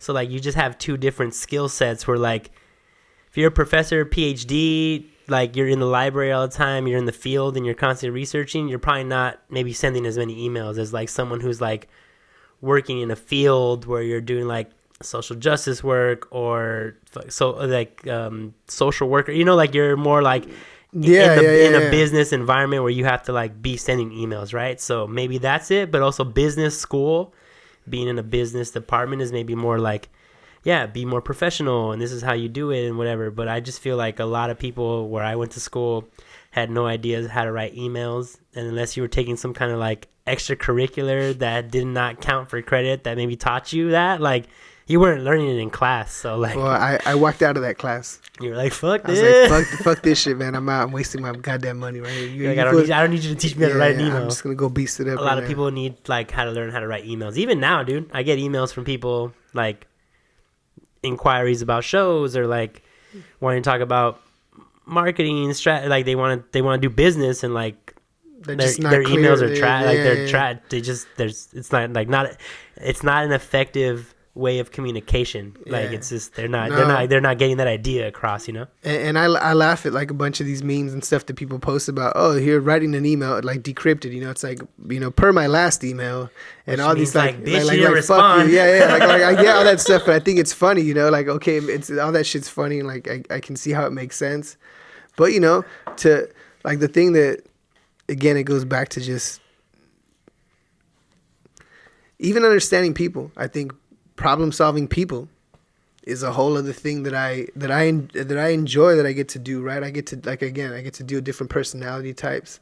Right, you have to like figure out how to talk to this person. Yeah, how, like what's the best a style of communication they're gonna understand me and feel respected, and they don't feel like talking down to them or like anything like that, right? Yeah. Right. Yeah, and you get to, you know, so that whole wordcraft, dude, I enjoy that whole wordcraft. So I feel like you're stimulated in your field. As much as what I'm doing is related to technology and IT and stuff, there's a lot of different skill sets I get to utilize, and even like researching stuff, like I was telling you, learning new things and you know, putting proposals together and interviewing with people. But I think the whole education aspect is something new, right? That's something new that we started doing. I think you're talking to me because I know, but I think so you currently have projects where you're working for community colleges, right? Well, and not even just those, right? But there's been more projects where we're actually training people on a lot of new technologies and like Microsoft how to use their shit. How to use the stuff and what you can do. And so I was tasked with creating a tutorial video on different products, you know, Microsoft Teams, Microsoft OneDrive. Products that you're also in some like trying to sell, like in some capacity. You're also a salesperson where you're like, yo, you need this. They tie into our service. This is how you use it. Let me teach you, because you're gonna buy it and your employees are gonna use it, and it's gonna help you guys, right? And here's how it can help you, right? So that's part of the whole education aspect of it too. It's not so much just saying, oh, this button does this and this button does that, and here's how you attach this, right? But it's like, no, here's how, by doing all of these things, you can be more effective and more productive and more secure and like in your organization, and here's how you can benefit from it, right? And here's what it's going to do for your employees, and you as an employee, here's how you buying into this product is going to help you, right? So that like that portion of it being more, because essentially you're helping people, you're educating people. It's not just technology. Now you're like, there's a personal component to it. And that whole process too, like there was a lot of overlap with what I do creatively. You know, in the studio, there's, you know, I had to download software, and it's video editing software that I get to go ahead and record my screen, and now I'm, narrating stuff. So I had to come up with a script. So there was a whole... So essentially, you're creating content. Creating content. Creating video content, right? And there was a time target that this video's got to be 10 minutes. This one's got to be 15 minutes. I need you to do... Why? Is this like, was there research done on like this is the amount of time that people can hang, or was it like more of just like a practical kind of thing? It was more about how the project was, like, the engagement was made. It was an agreement between us and the customer that we will provide 20 minutes of training for this product. So that like 20 minutes breaks down to 2 videos or some 2 10-minute videos. 2 10-minute videos or something. Yeah, on these different topics. So there was an outline made for what the video content would be. So like that's just bean counting at some point. Like you gotta fulfill. Like maybe you could have done it in 5. And really, promised them 10. Though. Yeah, and really a 2-minute video clip would have been appropriate. But you promised 10. So you had to like find a way to stretch out that 2-minute information to like 10 minutes. Well, not even that, but it's just, and I only say appropriate in terms of people's attention span. Or say, I gave you a 20-minute video, but that really should be 10 2-minute clips. Or 2 10-minute clips. Or 10 2-minute clips. Yeah, you're right. Right? So like an Instagram video. Like you could have taught everybody in like an Instagram kind of like, because that's kind of where our attention span is now. Social media has us like, so like 59 seconds, bro. That's all I need. Like, you got to give me your whole thing in 59 seconds. Yeah.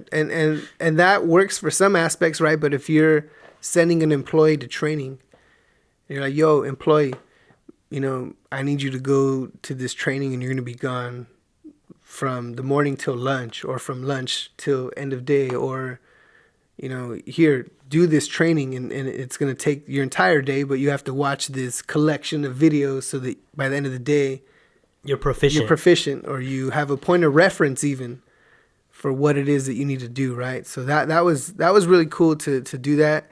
And I ran into a lot of just challenges in terms of overcoming my own creative obstacles, right? Like, I didn't like that didn't sound right, or no, this didn't flow right, or my S is, I whistled when I said an S, something like that, right? And there was a lot of those things that I had to go back and fix, or the mouse moved too fast, and because like sometimes you don't see it, right? Because you move it too quick.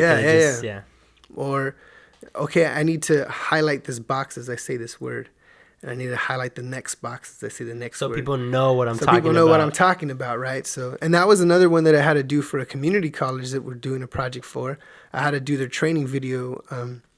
For like their login or something. Yeah, so when you apply to the school, you get an email, and the email has instructions for you to log in, and here's what you're supposed to do. No, hey, new student, you just enrolled at our school.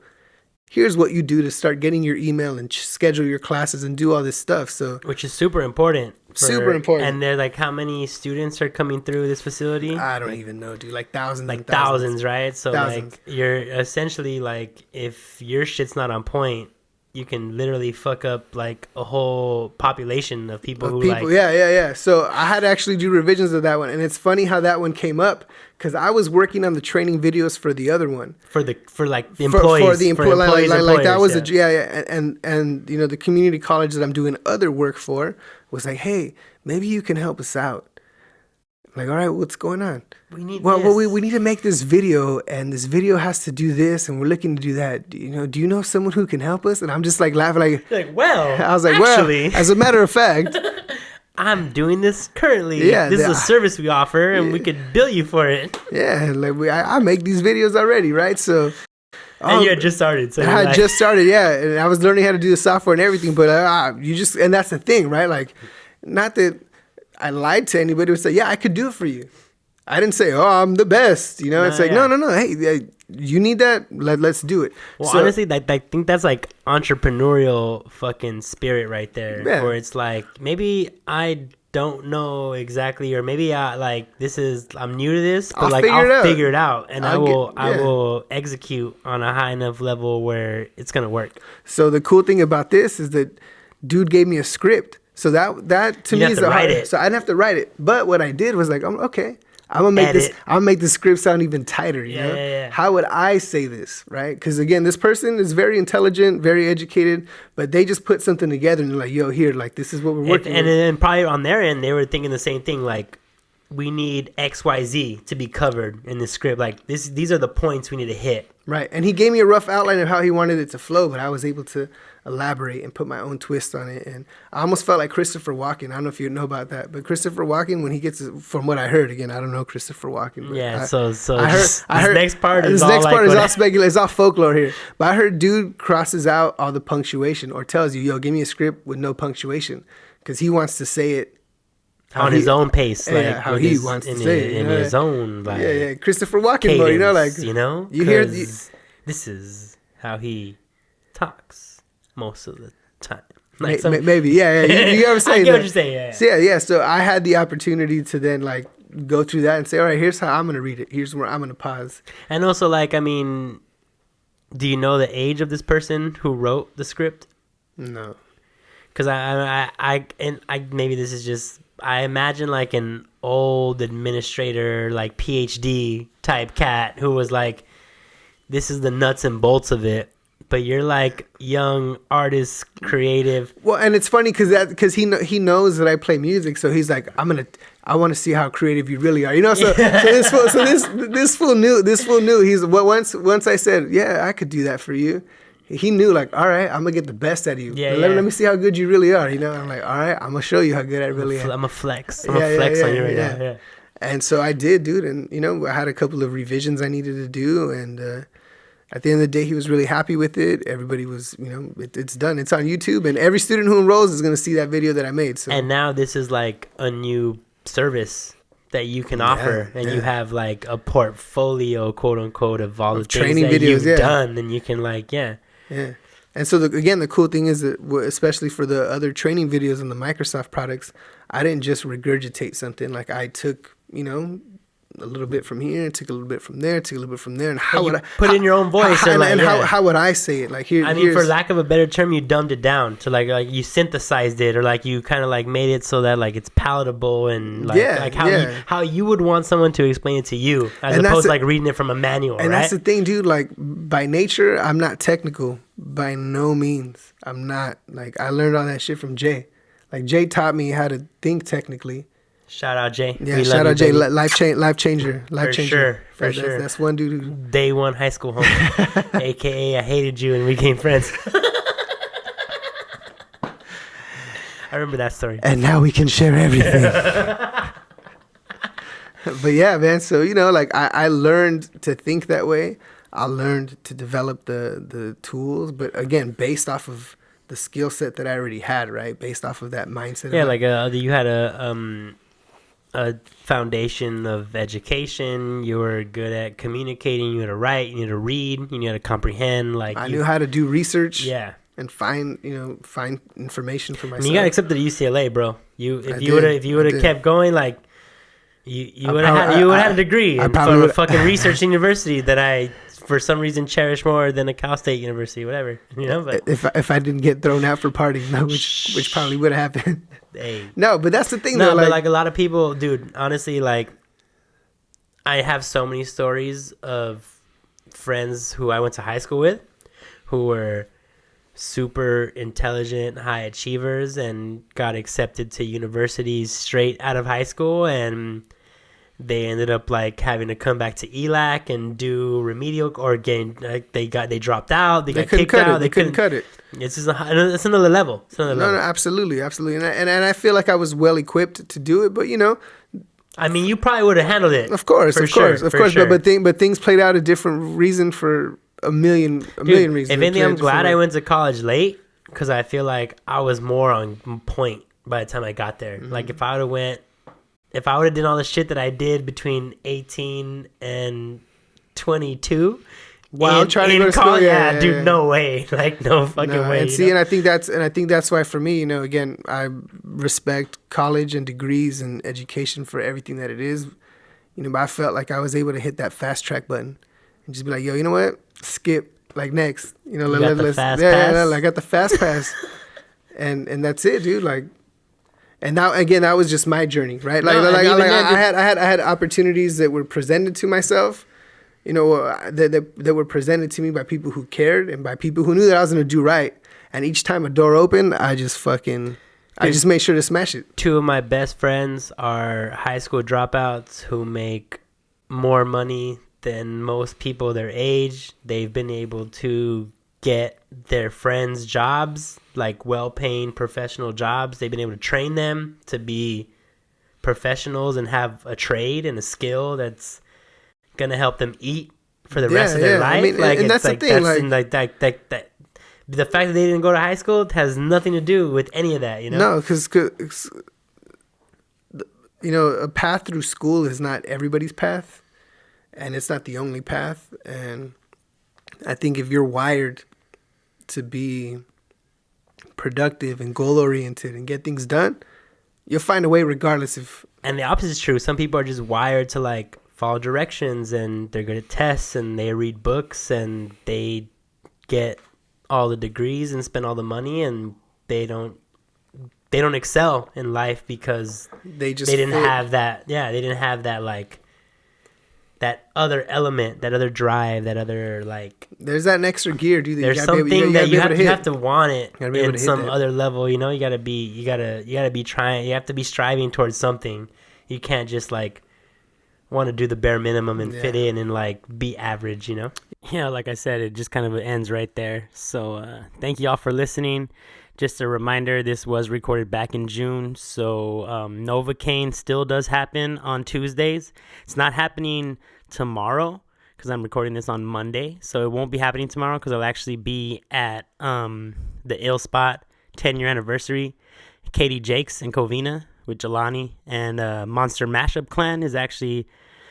It's the first time performing as Mup Clan on a flyer in a couple years, so we're all coming out, Face, Barlos, myself. So if you're in the area, come out to Katie Jakes. Novocaine will continue, though, on Tuesday the 29th. I'm planning to dress up, so if you want to come out, celebrate Halloween early, come and do that.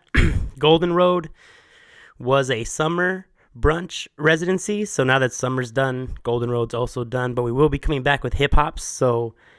Just stay tuned. Connect with me on Instagram at SHNEAKY. That's SHNEAKYENT. And follow everything I'm doing there. I'm recording Mother Rose. They're about to show up to the studio right now, so we're going to record season 2, episode 2. And I'll have some more updates on that because I'll probably do another Sam Harris, Joe Rogan style where I do the intro and the outro afterwards, just to save time. And now that I have my own studio and I'm doing this stuff in the comfort of my own home, and I don't have any time restraints, and I can come in here whenever I want, so I can actually, like, do more and be more thoughtful about how I put this stuff together, kind of, appreciate people's time more. So you'll be hearing more from me. I'll be releasing more stuff. R&R is back. I will see you next time. Peace. Yo, let's talk about recognition and respect. While I feast, the label's picking up the check. Then I leave to catch my set. The audience never forgets. When I'm on stage, there's serotonin drips with each phrase from my lips. Each riff that he